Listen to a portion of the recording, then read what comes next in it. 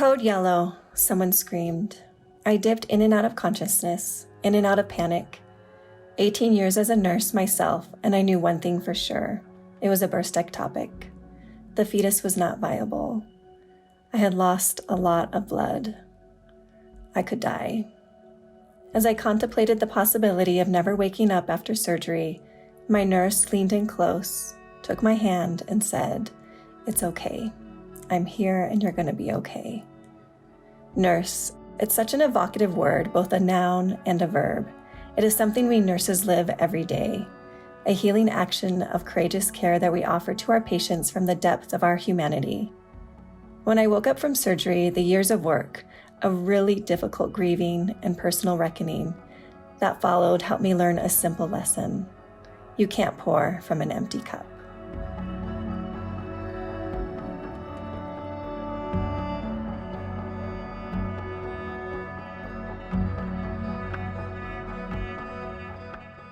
That was Tara Rynders, a registered nurse, dancer, and founder of The Clinic, which is an art-based workshop series in immersive theater performance.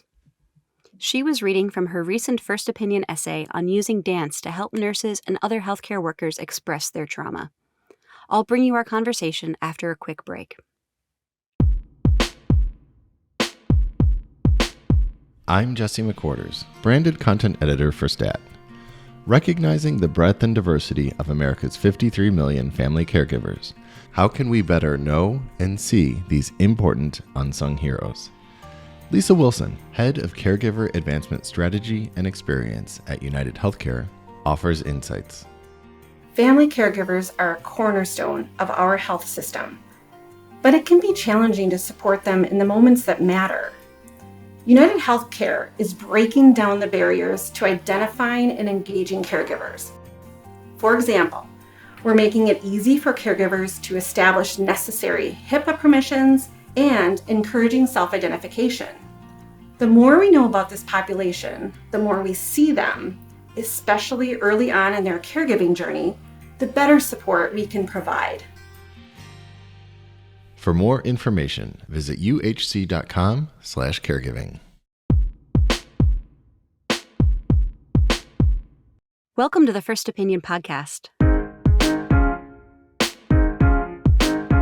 I'm Tori Bosch, editor of First Opinion. First Opinion is STAT's platform for interesting, illuminating, and provocative articles about the life sciences writ large, written by biotech insiders, healthcare workers, researchers, and others. Tara, welcome. Thank you for being here. Thank you. Thank you, Tori. Thanks for having me. Well, there is a very long list of questions that I would like to ask you about nursing, about your personal experiences. But I think I'd like to start by asking, how long have you been dancing? I love that question. I've been dancing ever since I can remember. It was always something that I loved to do as a child. I remember putting on performances in my backyard with my best friends at a very young age.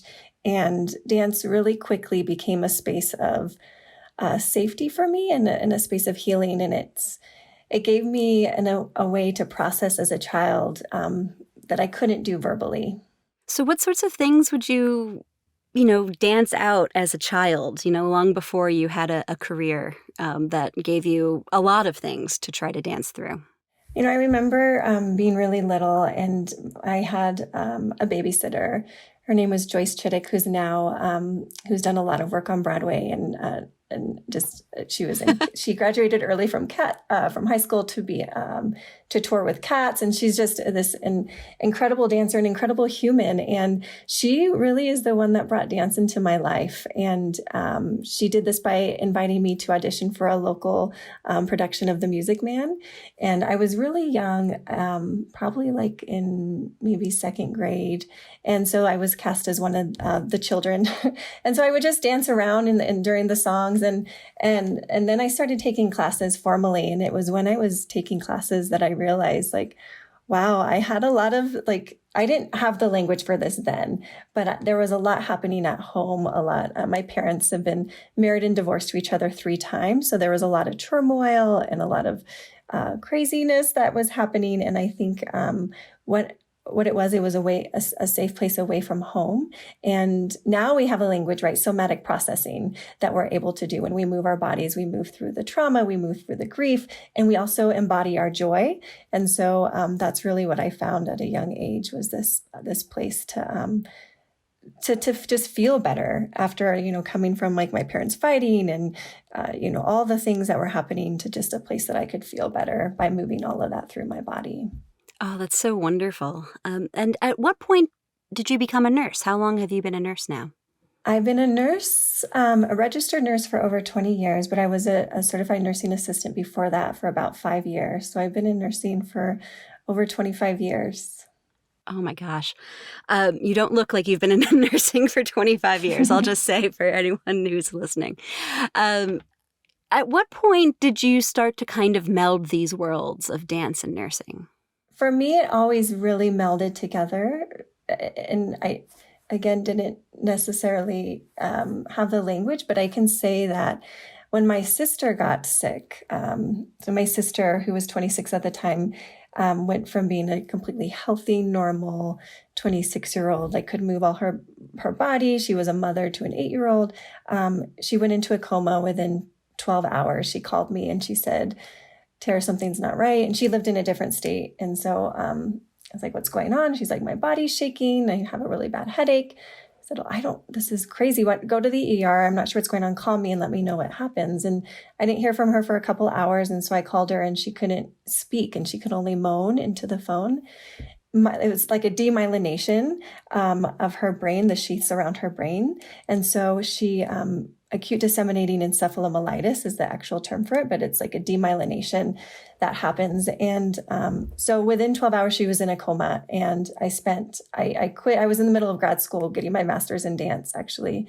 And I put a pause on that and moved in with her into her rehab room. And that experience was really life-changing, like being her advocate, not just as a nurse, but also as her sister, and watching her go through some of the most traumatic things I've ever seen. I mean, if you can imagine someone just, not going from a healthy body to not being able to move or speak within 12 hours, it's a huge loss really quickly. And to watch her unravel all of those things, the grief, the disbelief, the denial, the anger, and she couldn't speak, so she didn't have the words for it. And so I was with her, and in many ways it felt like it was happening to me, because I was like inadvertently being her voice, being the one to also bathe her and try to help feed her. And but at nighttime, I would turn on her favorite song, which was Hannah Montana, "Party in the USA," and I would dance in her room. And I would just dance around, and she would just laugh and laugh. So she couldn't speak, but she could moan and she could laugh. And her laughs came like, there was some weird process that couldn't happen why she couldn't speak, with like the way she could only breathe in. So when she would laugh, it would be like just from her belly. And sometimes you couldn't tell if they were laugh or cries. And so I would do that every night. And after that experience, and there's so much, so I could keep telling you more. That time was really, looking back, it was a time of holding the joy and also the grief simultaneously. The days of grief, the days of anger, and then the nights where we would just try to let it all go through dance. And I remember thinking, moving my body so much, thinking maybe if I find freedom in my body, somehow will she be able to experience what I'm experiencing by proximity, because we're sisters, because we're in space together, whatever it may be. That was my hope. And so after that, we moved her closer to where I lived in Colorado, to Craig Hospital, where they do incredible work for non-traumatic brain injuries and traumatic brain injuries. And I had to do my thesis for school, because I was, like I said, getting my master's in dance. And that's when I couldn't just create a performance on stage. And so I took that experience and created a 2-hour durational performance called You and Me that brought dance and my nursing and being a patient's family member and being a patient all together. And it was an interactive, immersive performance that involved one-on-one interactive experiences with our participants that really focused on the themes of intimacy and belonging with one another and community. And And really, I didn't have the words then either, as I'm learning so much new language now, but like compassion for ourselves and for each other. That sounds really beautiful. And did you go right back to nursing after you finished your master's? I did. I did. It was, I did it, part-time. I started full-time when I went to get my master's in dance, and I went part-time. And then I ended up going back full-time, but still was doing this work of combining them together, creating performances. And we toured, you and me, in Europe and other places. And I've always held both of those worlds really, really closely. Yeah, and I want to know now a little bit about what your nursing world was like then. So what sort of nursing were you doing, are you doing, and at what point did you start to think maybe there's a way to really sort of bring this dance that I'm learning about and the power of somatic expression to my colleagues? Yeah, so I worked in the ER for most of my career, which I loved. And the reason why I love ER nursing so much is because I love being with people in some of their most difficult times. And it's really a gift. And I find it very sacred to sit with another person who's suffering and to be able to offer presence and medication, all of the things. But mostly what I found was like the greatest gift I could give as their nurse was just being with them, sitting and being with them, and listening and acknowledging the pain that they were going through. I knew all of that and I'd always danced, but it wasn't until I had an ectopic pregnancy myself, when I really brought these two worlds together. And as I shared earlier, I remember having all of this pain. I had twins 6 months earlier. So I had twins at home who were 6 months, and then I found out I was pregnant. And then that same evening, I started having really intense pain in my stomach and on my right side. And I was like, I'm having an ectopic pregnancy. And I told my partner, I need to go to the hospital. And so I wasn't going to wake up my twins and bring the whole family along. So I drove myself to the hospital, and it was this really interesting experience to be a nurse and now to be a patient for the first time in such a emergency type setting, and to also be an ER nurse. So all the things that were happening, it was kind of like a bird's eye view. I was flying above it, watching everyone and knowing the process so well. The look on their faces, like trying to figure out if I was there for drugs, if I was really in pain, and all the things that I had done, like the judgments that we bring to the table every day. And so I remember my physician sitting down at my level and talking to me and feeling really comforted by that. I remember passing out when they called the code yellow, which is what they call before code blue, when your heart stops and you're headed in that direction, but you need extra help. And I was put in Trendelenburg, where where my feet are up high and my head's low, to get all the blood rushed to all my organs, my room filled with people. And it was in that moment that my nurse grabbed my hand and she said, "I'm here and you're going to be okay." And I remember, I've told this story a lot, and I'm starting now to tell this part that I realize is maybe the most important part of the story, and that I didn't realize at the time. But when she first grabbed my hand, I remember pulling back from her and thinking, I'm good. I got this. Even though I knew this wasn't good. I knew the outcome of this, what it could be, but I still was like, no, I'm okay. I don't need you to care for me right now. And then I remember thinking, Tara, you could be dying. Your babies who are 6 months old may never see you again. You may never see your partner again. Let this woman care for you. It's okay.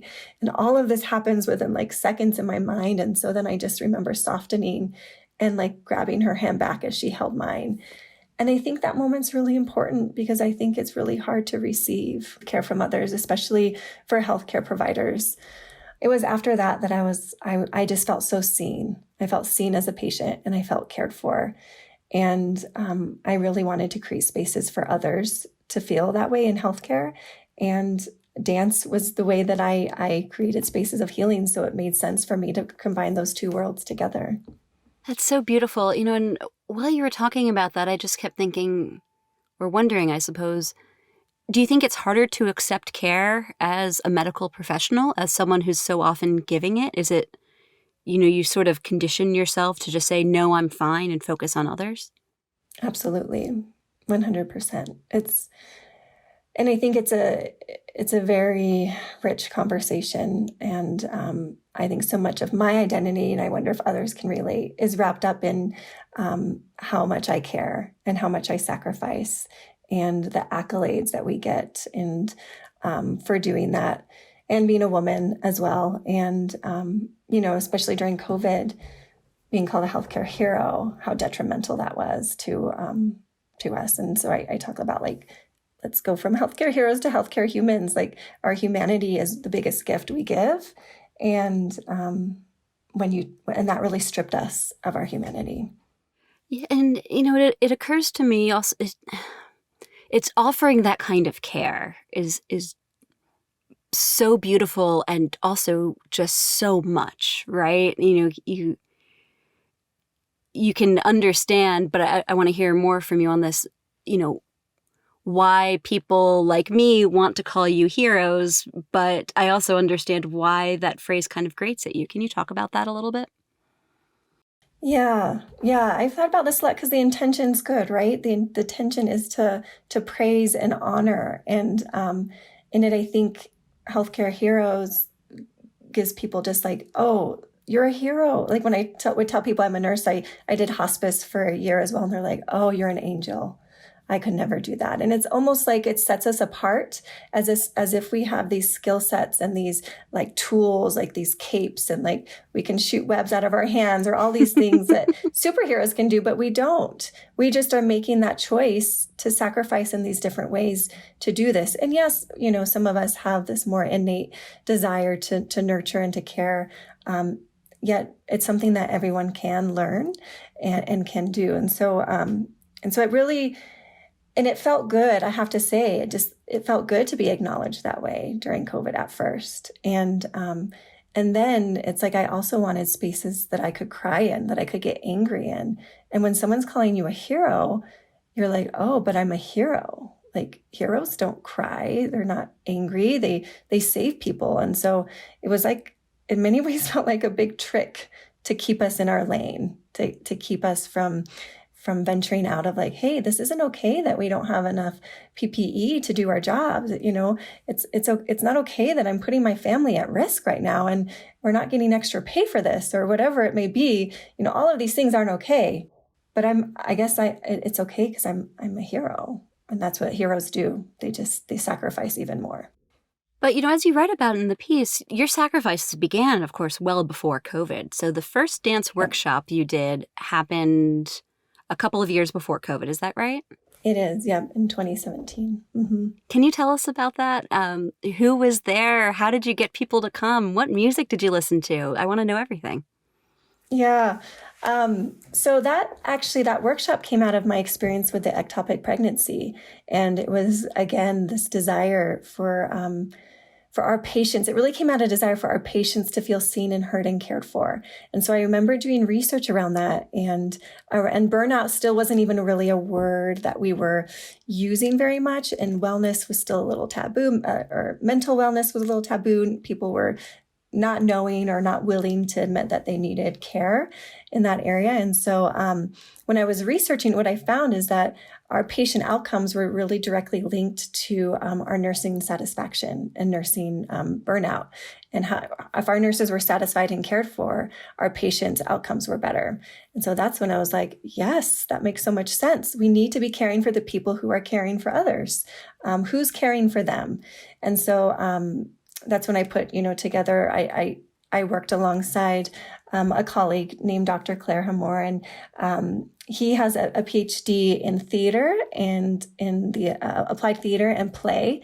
And for me, it was helpful to, again, understand how movement actually is play and how dance, and to take it away from this, oh, I'm not a dancer, or I don't do that, to these very basic ways to move together. And so we would create stories and play together. And we use that as a way to dive into some more of these deeper issues we were facing as nurses, but didn't know how to unpack it, didn't know if it was okay to unpack it, didn't know how to do it. And so we started, and everyone was like this, FBI agent coming in, and we like selected them. We were like, you've all been hand selected to be part of this mission to save this tooth that's going to save the world. And it's the anecdote, which was, interestingly enough, related to what would happen in a few years. And then everyone got into these characters on their own. And so we helped develop these characters of who they are, where they came from. And it was all make believe. And yet we weren't pretending. We were being very real and just playing together. And we used dance. So we had the Eye of the Tiger song over and over again. And we would get all pumped up, and I would teach a dance, and I would take moves from everybody who attended. And these were nurses that I had worked alongside for years. Friends, colleagues, nurses from the ICU. There was even a director from the ICU, from the cath lab, from med-surg, from telemetry. We were all coming together in hopes to make sense of what we were feeling and experiencing, because there hadn't been any place to do that yet. And so after that first workshop with the FBI agents and Eye of the Tiger, what happened then? Did you start holding these regularly? The nurses didn't want to stop meeting, which was really lovely. And we had developed, this camaraderie and this closeness with one another. And we heard some really deep stories. We called them grief stories at the time, and they later emerged into COVID stories, but we shared our grief. And so nurses were sharing the grief and trauma that they'd been holding in their bodies around the loss of a 2-year-old who she had to give CPR to, but this 2-year-old was wearing the same shoes that her 2-year-old had at home. And so there's so much of these blurred lines as a nurse of our own personal lives and losses, and then the losses of our patients. So that secondary trauma that becomes our primary trauma as well. And so we shared these stories. So we built this really strong connection, because like I said, there's no other place to lay this down. And so we didn't want to stop meeting. So we kept meeting every month, and eventually COVID hit. And so we couldn't keep necessarily meeting in the same way. And these were nurses from 2 different hospitals. And so we started meeting outdoors, or in the height of COVID, we met on Zoom. And so it was really a really collective reminder of collective care versus the self-care. Like, we were collectively caring for each other. And at the very end of the night, was when, I don't know what you all did, but in Denver, we howled at 8:00. I think there was clapping in some cities, or banging pots and pans. We howled. And so we ended in the streets, and everyone was howling out their window. And we just stood there with our hands on our hearts. I even howled at the end. It was like this wail of grief that came out. But it was a really beautiful acknowledgement of everything that was happening, and almost a way of saying, thank you for acknowledging us. And we're human. I hadn't heard about the howling in Denver, but I think I like that more than the applause, right? There's something, really kind of, as you say, visceral about getting to howl, and as a way to work out all sorts of different kinds of emotions. Yeah. Now, what started as this kind of pilot project for you has grown into this thing called the clinic. So what is the clinic, and what do your workshops look like today? So the clinic is an arts and play-based immersive theater company that creates performances as well as workshops inside hospital settings, and also to other group, like different nonprofits have reached out to us. And our workshops now, I'm really excited. We just finished 4 workshops with Kaiser Permanente, where we worked, and we have 2 more coming up, but we spent doing an all-day workshop with them, 8 hours, diving into this work and starting, welcoming them in. We do this really beautiful invitation into the space together, where we pour warm water over their hands, and there's bubbles shooting at everyone. And so they're like, oh my gosh, what is happening? And so it's like disrupting. And I think that's what the play also does. It really disrupts us so that our brains can open and think about things differently and do things differently. And so we start with this disruption and really like this really intentional care. So as we're pouring hot water over them, we're seeing them, we look at them in their eyes, and we say, what are you hoping for today? And people just start crying right off the bat. It's like, when you're seen by another human, like, that's what's so amazing. It's like the freest gift, right, that we can give. The most healing gift is our presence. And so we create a space of softening for people to come in, and we connect together. And then we go into play. This last play, we took our guests, our participants to space. So we all became astronauts, and we were looking for this, bowl that never got cold, because we were so sad that our most favorite meal at the last bite, it got really cold. And Dr. Claire Hamor leads this play section with them and does this really beautiful job. And everyone is laughing until they're crying. And we make costumes and we put on like old boxes and we just have paper around and we wrap paper around us. And so you see these really professional nurses now wrapped in like butcher paper and tape, and they're all just laughing hysterically. And there's this dance off that we do. And so it's again part of the softening, but then we go into this receiving ourselves as children without judgment. Everyone comments like, I wasn't judging myself, and I felt so free, and I wasn't judging you and what you were wearing and how you were dancing. And then we start getting into some of the deeper topics. We go into some of our COVID stories, and we use poetry. And then we have a music therapist who does music with them, and they write their own poems. And it's a really lovely day that we've curated so that we soften and receive together. And then at the end, we're experiencing this healing and joy. You're bringing this to so many more people, which is beautiful. As you write in the essay, too often these hospitals, these systems, as you say, are offering free pizza or something, right? That, the ways that hospitals are currently offering to help deal with burnout, aren't really kind of meeting emotional needs. I imagine there are also kind of more sort of prosaic things you might want hospitals to do. What are some of the other things that you would like to see hospitals do to offer more trauma support to nurses? Yeah, I think when I look at the root causes of where we're at, I look at staffing ratios, I look at low pay, I look at the relationships between providers and nurses and nursing assistants and medical assistants. I look at relationships with environmental services and dietary. And so there's a lot of there's a lot of hierarchy in the healthcare system, and there's a lot of racism in the healthcare system. So you have a lot of not a lot of Black and people of color represented in some of these more leadership roles who are making these decisions. And so I think you're working at a place also of white supremacy and urgency. And so there's all of these roots. And I look at my root, the one that I can help is being a nurse and knowing that the system from the inside and knowing the ways that we can care. And so I think what I am asking of healthcare systems is to put in place things, the arts, which, but all different kinds of trauma responses, the 24-hour in place during the day. When something happens, we shouldn't have to swallow our tears at work when there's a child that is lost that we are part of. We shouldn't have to go to our next patient when something traumatic happens. We need in-the-moment support. We have that for patients when they lose someone, but we don't have that for us necessarily. There's not enough staff for me to be like, I need a minute, because I'm so worried about my other patients. And so I'm not going to take that. But if I had somebody that I trusted, that I knew was part of the team, that could say, hey, I'm going to take these people for you. You know what? Take the rest of the day off. You need some time. Or, hey, we have this person lined up and ready who wants to talk to you. It's a licensed therapist. You just go into this room. Do you want to have a conversation with this person right now? Or do you want to set up another time with this person? Let me do all the legwork for you, because I know you're grieving and I know you're having a trauma response right now. You're in fight or flight, freeze or fawn, whatever it may be. And you can't do this. The other thing is asking them, what do you really need? And I think that question's great, but it's also really hard because we don't know what we need.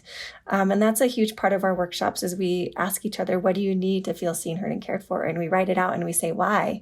And we keep asking why until we get to the root of what it is that we need. And so I wonder if we were asking those questions early on, like, what do you need to feel cared for as my colleague, as maybe as a director, if you're under me as a director, what do you need to feel cared for by me as a director? Here are some things that other people have said. Here are some opportunities we can offer you for in the moment. So those are just some examples. But I think the more we incorporate the arts and movement and create a space of humanity and freedom in our bodies as humans in healthcare systems, so it's not so stiff and everybody having to do things right all the time when there's so much shame and blame, I think that would be helpful as well. And the arts can create that. Absolutely. I'd be curious to hear what are some of the things that have come out of workshops that nurses have said, you know what, this is what I need. Because I think that often, as you allude to, when you're in a moment of trauma, it's really difficult to know what you need, right? When my mother died, people just kept saying, let me know if there's anything I can do. And it's like, I can't come up with a to-do list for you right now. I'm just trying to get through the day. It's sometimes putting that, what do you need, can be a little bit stressful sometimes on people, I think. Yeah, absolutely. First, I want to say thank you for sharing about your mother. Yeah. I think it's that. I think it's this idea of when someone shares something dear to their heart, it's really easy to gloss over it. When someone goes through a really big event, it's easy to be like, are you okay? And they're going to be like, yeah, I think I'm okay. And then keep moving. We haven't learned as a society how to acknowledge these really big things. Like, my mother also passed away. And so that gives me some understanding. But like when you share that, Tori, I hear maybe all the grief that's happened and maybe all the things that you are holding in the loss of your mom. And I want to like sit with you and hold your hand in that. And I want to let you cry if you want to cry. I want to let you scream if you want to scream. When we're having these crazy things happen in the day, it's like, it'd be so awesome to be able to go and just sit with someone and maybe not say a word, and that's okay. And just sit and maybe just cry silently or let the tears fall or however you want to be you in that moment, but that there's no judgment and that it's okay just to do whatever that may be and that the words may come later. But we don't have those places to do that. Now, I think we have to wrap up soon, but I want to ask, what song are you looking forward to dancing to soon? That's such a difficult question. I love so many. I'll have to say Rested Root, Send Me on My Way. There's, when it talks about reaching your hand out, I think to me, there's this, maybe what we were talking about earlier is like, what does it look like when we're suffering and someone comes and reaches their hand to touch our hand in that suffering and takes it alongside us. So that's the song that I love dancing to that lets me release a lot of my grief that I'm excited about. Well, now I'm going to have to go listen to that song. Tara Rynders, thank you so much for joining us today. Thank you so much for having me. It was a pleasure.